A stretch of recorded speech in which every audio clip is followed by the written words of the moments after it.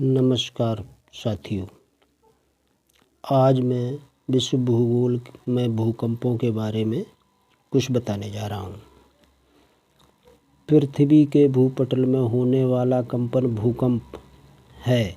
ये लहर के रूप में जाना जाता है जो धरातल के नीचे अथवा ऊपर चट्टानों के लचीलेपन या गुरुत्वाकर्षण की समस्थिति या संतुलन की दशा में क्षणिक अव्यवस्था के कारण उत्पन्न होती है।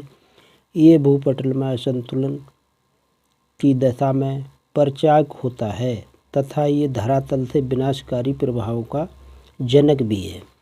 भूकंप की उत्पत्ति भूपृष्ठ पर होने वाले आकस्मिक कंपन को भूकंप कहते हैं, जो भूगर्भ में चट्टानों के लचीलेपन या समस्थिति के कारण होने वाले प्राकृतिक समायोजनों का परिणाम है। वस्तुतः भूकंपों की उत्पत्ति पृथ्वी के क्रस्ट के किसी भी भाग में असंतुलन उत्पन्न होने से होती है।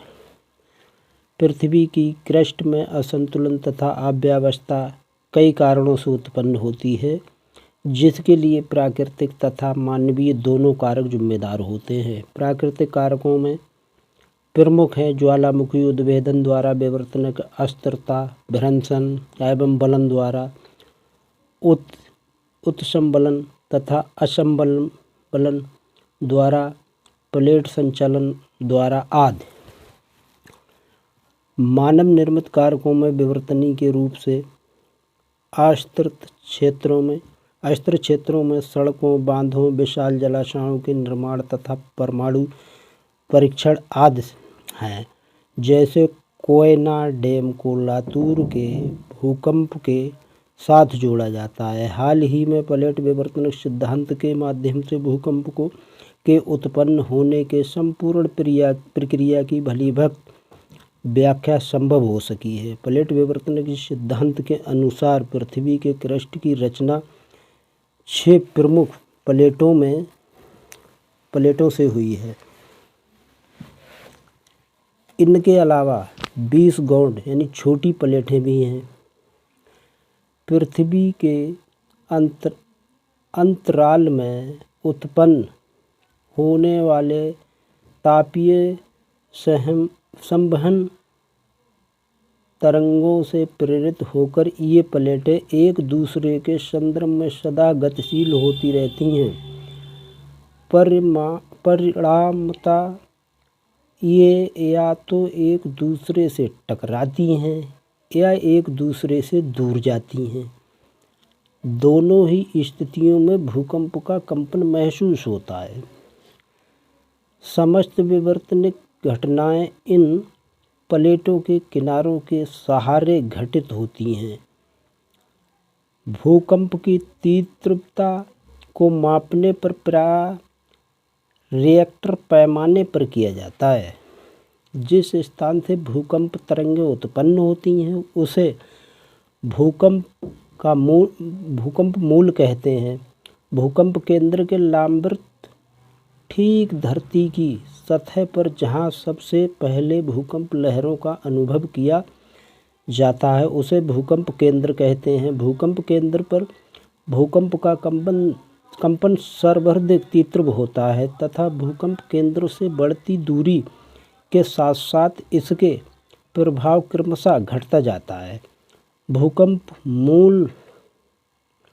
मूल की गहराई के आधार पर भूकंपों को 3 वर्गों में विभाजित किया गया है। नंबर 1 सामान्य भूकंप -0 से -50 किलोमीटर धरती के अंदर। नंबर 2 मध्यवर्ती भूकंप 50-250 किलोमीटर अंदर।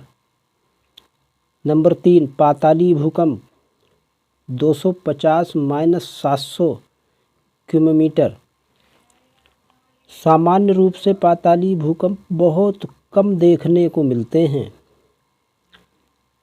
तीव्रता के आधार पर भी भूकंप को 3 भागों में बांटते हैं। रिएक्टर स्केल पर 2 तक की तीव्रता का प्रभाव शायद ही महसूस होता हो। 5 तक की तीव्रता वाले भूकंप सामान्य खतरनाक नहीं होते, परंतु ये क्षेत्र की रचना पर निर्भर करते हैं। यदि भूकंप नदियों के किनारे आए और वहाँ बिना भूकंप रोधी तकनीकी की ऊंची इमारतों का निर्माण हुआ हो तो वहाँ 5 की तीव्रता का भूकंप भी खतरनाक हो सकता है। चूँकि रिएक्टर स्केल पर एक अंक की बढ़ोतरी पहले अंक की तुलना में भूकंप की तीव्रता को 10 गुना अधिक मापा जाता है, अतः 6 तथा उससे अधिक भी तीव्रता वाले भूकंप खतरनाक होते हैं। ये हर उस स्थान के लिए विध्वंसक हो सकते हैं जहां निर्माण नियोजन में भूकंप रोधी तकनीकी का इस्तेमाल नहीं किया गया हो।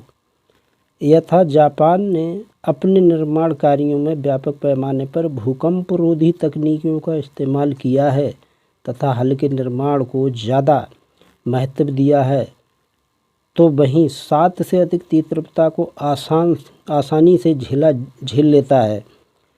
लेकिन भारत के वर्तमान निर्माण नियोजन 6 से अधिक तीव्रता के भूकंप से व्यापक रूप से प्रभावित हो सकता है और पहले हुआ भी है, जैसे लातूर 1993 तीव्रता 6.2, कच्छ 2001 तीव्रता 6.7, सिक्किम 2011 6.8 तीव्रता आदि।